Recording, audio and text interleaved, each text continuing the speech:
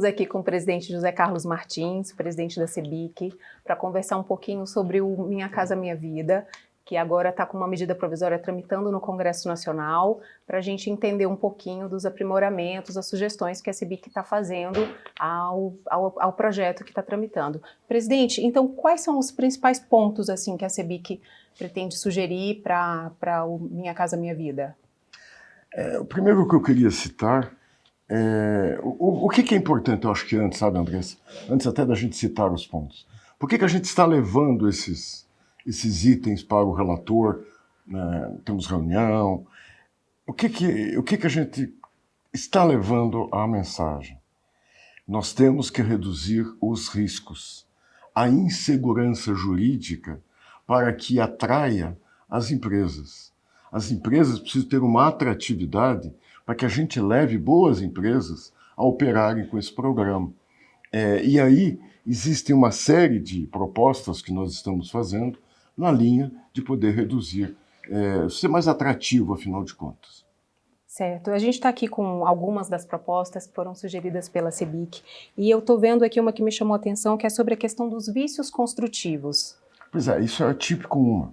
Montou-se no Brasil, em cima da primeira fase do FAR, dos contratações do FAR, uma indústria de ações de vícios construtivos. O que são essas ações? As pessoas entram, são profissionais com muito escrúpulo, que entram com milhares de ações, já existem mais de 110 mil no Brasil. Eles não permitem à consultora que sequer entre no seu imóvel para verificar se realmente existe um dano e existindo se aquilo é por mau uso ou por erro de execução, nem a Caixa Econômica consegue entrar, só querem indenização e danos morais. Ou seja, é uma vantagem que querem levar em cima de dinheiro do FAR, que já é pouco. Agora, desviar ainda para pessoas mal intencionadas não é uma boa ideia. Então, a gente tem algumas sugestões que são ligadas a, sim, permitir que se entre dentro da casa para ver o que aconteceu, que esse contrato tenha uma relação de consumo ou uma relação de contrato administrativo, algumas coisas desse tipo que você minimize, que você mitigue o risco. E cartórios, o que precisa ser aprimorado nesse ponto? Cartórios, ele tinha algumas regras boas, desde lá da primeira edição do Minha Casa Minha Vida, em 2009, e agora, nesta medida provisória, ele saiu reduzindo os descontos que são concedidos a esse tipo de pessoa. Primeiro, são pessoas muito carentes. Segundo, eu acho que cartórios, os registradores, deveriam ter uma visão um pouco mais ampla. Cada vez que eu construo uma casa devidamente documentada, esta documentada vai gerar renda para este cartório para o resto da vida. Porque eu tenho uma certidão de nascimento daquele imóvel. Todas as transações, todas as averbações, tudo que for acontecer é renda para esse cartório. Então, se ele tiver um pouquinho desse entendimento, que ele pode reduzir um pouco seu ganho inicial, mas ganhar bem ao longo do tempo, ele ajuda a ter mais casa contratada e ajuda a gente a fazer mais casas. E tem mais dois pontos importantes. Um é o extrato e o segundo é a assinatura. São dois itens que geram custos e burocratizam o processo. Tudo que a gente quer é ter um produto mais barato e um produto menos burocratizado. Ótimo. Um ponto que a gente vê que a CEBIC tem batido muito nos últimos tempos é sobre o desvio de finalidade do fundo de garantia. Sobre isso, também vai ser levado algum ponto? Sim, no próprio medida provisória tem algumas coisas e tem algumas que a gente pode melhorar via a medida provisória. Primeiro, o fundo de garantia ele foi feito para dar estabilidade através da geração de emprego. Cada vez que eu faço um saque de fundos de garantia, eu inibo o investimento e estimulo o consumo. O consumo é efêmero, ele é pouco tempo. Quando eu invisto, eu tenho emprego, geração de renda, impostos, tudo, afinal de contas, por muito, muito, muito mais tempo. Então, a gente tem que ter esse primeiro cuidado. E aí eu dou um exemplo, que é o caso do microcrédito. O microcrédito, boa iniciativa, ninguém está discutindo, só que no nosso entendimento houve um erro de elaboração de texto por parte de quem elaborou aquele texto legislativo, que ele fala que o microcrédito a partir de, quando na verdade deveria ser até. O que eu quero dizer com isso? Aquilo era uma trava, não um piso. Isso que foi conversado tudo na época. Então isso eu acho que é algo que nós temos que corrigir nessa medida provisória para ela arrumar aquilo lá. E também o próprio microcrédito, todos os outros desvios, cada dia mais a gente tem que entender que nós temos que levar nesse lado. Vejam que o próprio Supremo Tribunal Federal decidiu que a remuneração mínima do FGTS está decidindo ainda, não decidiu 100%, no momento que nós gravamos, ele está dizendo que a Fundo de Garantia tem que render no mínimo igual à poupança. Ou seja, aquela coisa que se falava no passado, que o Fundo de Garantia rendia pouco, acabou. É a valorização da poupança, que existe, sei lá quantos bilhões de reais depositados lá por livre e espontânea vontade, ou seja, é uma forma de poupança do trabalhador. Sobre seguros, presidente, qual é o ponto que precisa de avanço, de atenção? O maior defensor de seguros é o setor formal da economia.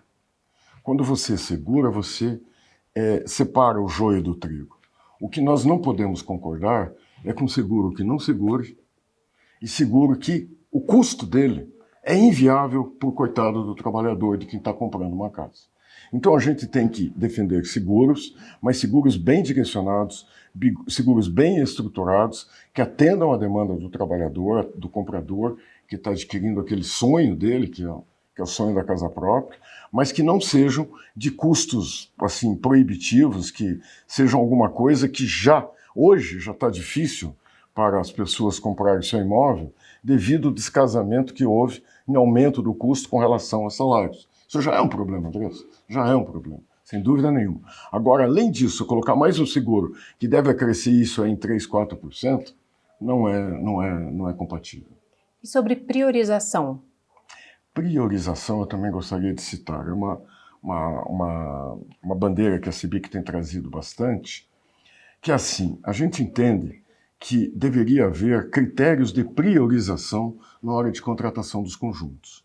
São Paulo e Goiânia têm um belo exemplo que pode ser levado para o Brasil, que é o seguinte, onde qualquer terreno da cidade, não há necessidade de ser uma zona especial de habitação de interesse social. Você, tendo um projeto aprovado para o Minha Casa Minha Vida, ele tem um benefício especial.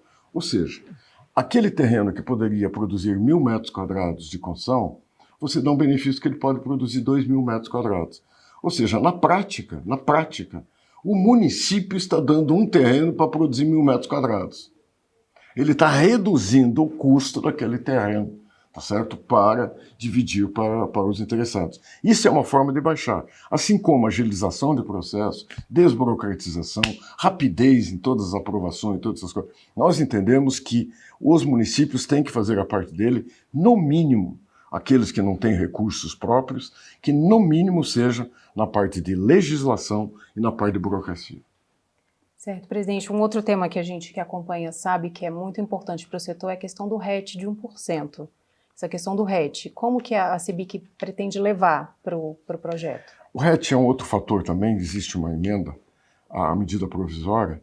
Olha, vejam, isso é uma coisa que a gente que está no dia a dia precisa esclarecer para quem está nos vendo. Não é coisa para a construtora, porque a construtora é remunerada por um preço que existe e depois ela paga o imposto. Então ela é só uma intermediária recebendo o dinheiro aqui e pagando o dinheiro aqui. Qual é o problema? O problema é assim, se eu pago R$ 6,75, se não houver esse regime especial, se eu pagar R$ 6,75, se eu receber R$ 6,75, o FAR, o setor público, terá que me pagar esse dinheiro, porque eu vou pagar esse imposto. Então ele me remunera nisso. Ele me remunerando nisso, no dia seguinte, eu entro lá e pago o imposto. Paguei o imposto, este imposto será dividido primeiro entre os entes federados. Federal, estadual, municipal. Segundo, o federal será um percentual disso para saúde e educação. Direitos constitucionais, tal qual a habitação, que já tem recurso carimbado. Ele já tem o recurso carimbado, ou seja, você está deixando de fazer casa, desviando para outro setor que não tem nada a ver. O nosso entendimento é que pague o mínimo possível de imposto do lado de cá, porque sobra dinheiro para fazer mais casas, e lá, quando fizer a divisão, ela é menor. Não tem nenhum sentido a habitação estar botando dinheiro em estados, municípios e saúde, educação e outras obrigações constitucionais. Excelente, presidente. A gente estava aqui com alguns pontos, mas tem algum outro assim que a CEBIC vai levar e acha importante destacar? Nós temos alguns pontos que são fundamentais. Um deles, principalmente, é que eu falo em especial para a região norte, para a região nordeste, que é o uso de fundos constitucionais para a habitação de interesse social. Vamos dizer, nós precisamos criar um arcabouço legal que permita isso. Veja que, vamos pegar a região norte, é a mais prejudicada em nosso entendimento. A região norte, devido às características geográficas, regionalidade e coisa e tal, ela tem um custo do insumo muito alto. É muito caro levar os materiais para o interior da Amazônia, mesmo para Manaus, muito difícil. Então, só que a renda também é baixa. Ou seja, você tem um custo muito alto e uma renda muito baixa. Essa equação não fecha para viabilizar as pessoas terem casa. E um dos fatores também que mais atrapalha é a ausência de infraestrutura, principalmente a parte de saneamento básico. Que quando você entrega uma casa do Minha Casa Minha Vida, ela tem que fazer parte. Aí, quando você faz isso, você chega lá, não tem saneamento. O que acontece, André?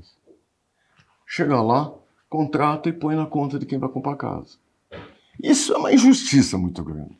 Acontece que nós que moramos em cidades que têm um saneamento básico já atendido, vamos pagar mais barato que o coitado que tem um material mais caro e a renda dele é menor.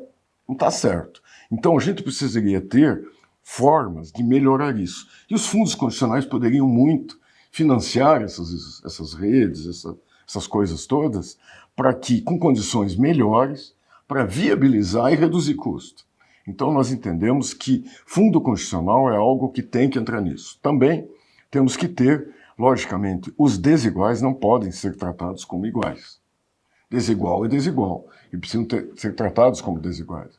Precisamos ter regras para o Brasil, porém, excepcionalidades, sejam taxa de juros, valores, uma série de condições, os fundos garantidores, porque tem uma característica, por exemplo, dessas regiões terem uma grande quantidade dos trabalhadores informais e com isso eles não conseguem comprovar a renda, eles são cortados da possibilidade de comprovar renda e com isso obter seu imóvel. Enfim, existem peculiaridades, principalmente nessas regiões do Brasil mais pobres e também regiões de outras regiões, vamos dizer, no interior de muitos estados aí, que são muito pobres. Você chega, Brasília, que é muito forte, você tem regiões de Brasília que são bolsões de pobreza muito grandes, às vezes sofrem até mais porque o custo de vida de Brasília é muito superior.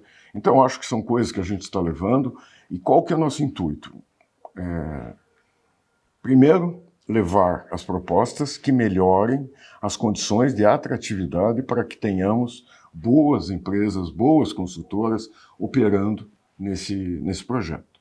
Segundo, é também casar esse desejo com o comprador. Ele precisa ter uma condição diferenciada. E para isso a gente precisa olhar ponto por ponto, local por local. Como é que a gente pode fazer para atender? Então, nós temos o fórum, que é esse da medida provisória, que é o Congresso Nacional. Na sequência vai ter Conselho Curador do Fundo de Garantia, Ministério das Cidades e outros fóruns que a gente vai defender todos esses pontos. Mas agora, essa conversa que nós estamos tendo com o relator, exatamente nessa linha que a gente colocou aqui. Obrigada, presidente José Carlos, e acompanhe mais novidades sobre o tema. A gente vai ficar acompanhando o tema e trazendo qualquer atualização nos nossos canais aqui da CEBIC. Obrigada. Obrigado a vocês, até uma próxima oportunidade.